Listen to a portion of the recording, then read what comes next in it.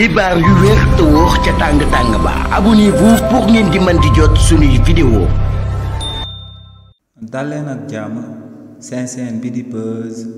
221 HD kii di Madiambal Diagne di ko personnalité politique bu kenn dootu présenté ci réew mi di Sénégal. démb waa police de l'air et des territoires daal dinañuy amal ci jëmmam luy firndeel que ne actuellement yoonu réewu Sénégal ñoo ngi ci ay tànkam. lu sabab lu tax ñu wax li ni mel moom mooy que ne kii di Madiambal Diagne démb dafa bëggoon a daal di bàyyeekoo ci réewu Sénégal daal di dem ca Paris daal di fay amal ay activité waaye nag ginnaaw ba mu demee ci aéroport international bu Blaise Diagne avant mu daan jël vol bi nga xam ne moom moo ko doon a daal di génnee ci réewu Sénégal daal di ko yóbbu ca Paris la France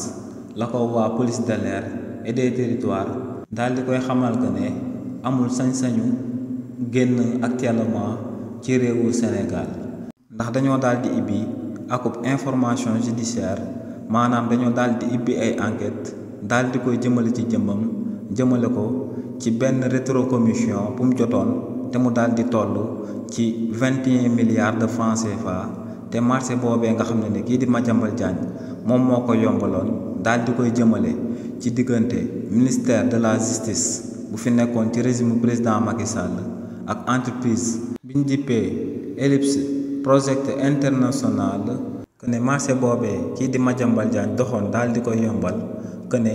marché boobee dafa bëri ay njuuj njaaj ndax bañ koy amal respecté wuñu woon code des marchés publics ci réewu Sénégal ndax marché boobee dañ koo amal sans waa ministère de la justice daal di amal akub affaire appel d'offre te li ni mel moom moo sabab kii di Madiambal Diagne daal di ciy jot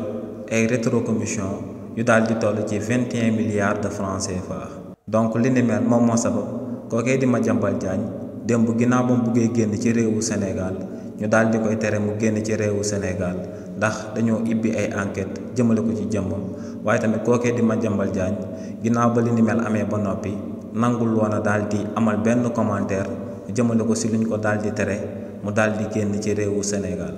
xibaar yu wér te wóor ca tàng ba abonnez-vous pour ngeen di mën di jot suñuy vidéo.